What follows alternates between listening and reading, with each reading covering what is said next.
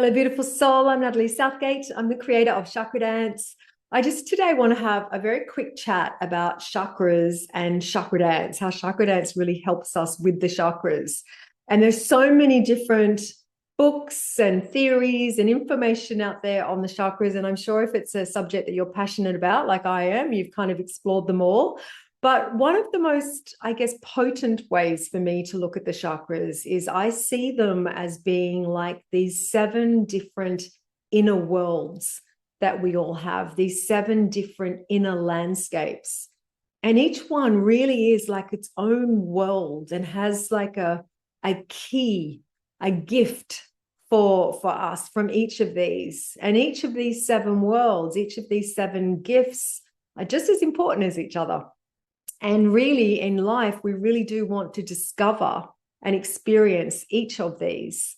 But I say for most of us really don't really find the gift, the key to each of the chakras. We tend to feel more comfortable or more safe or more at home in like two or three of these worlds. And we spend most of our time operating from these energies.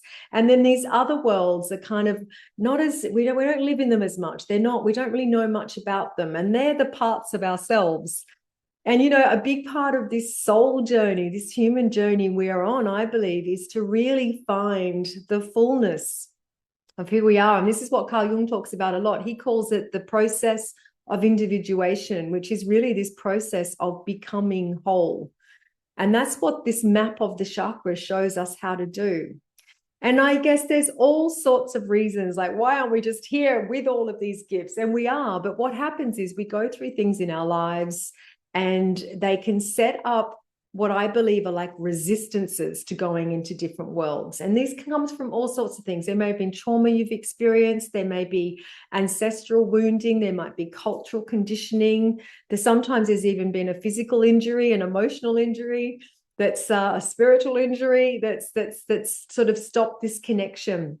And we'd have this resistance, this block of going into this world. So this is where Chakra Dance comes in. Chakra Dance is this really beautiful, very safe, very gentle, but very potent practice where we gently go back in through the movement, through the music, through the visualization, through this deep soul work. We gently start to remove the resistances by calling up what the blockage is. And we gently, very gently start to remove these resistances and go into week by week, dance by dance, chakra by chakra, returning back into these seven different worlds. So some of them you'll go in and you're like, I'm really at home here.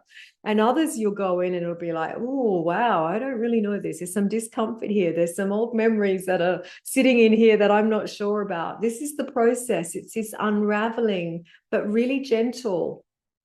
And over time, as we dance our way through this system, we become more at home as we let go of the past into each of these worlds. And then what we discover in these worlds is that each one has a key, whether it's our instincts, our sensuality, our power, how we love, how we communicate, our intuition, our spirituality. The key is waiting for us. There's a beautiful Rumi quote, and he says, stop searching here and there. The jewels are within you. These are the jewels. The chakras hold the jewels to who we are. And each of these seven different worlds is like a world we dance into in Chakra Dance. And we keep dancing until we dance our way home. So I just wanted to share this because it's how I view the chakras. It's how I work with the chakras. It's how I teach others to work with the chakras. And just wanted to share it with you in case it serves you. Many blessings.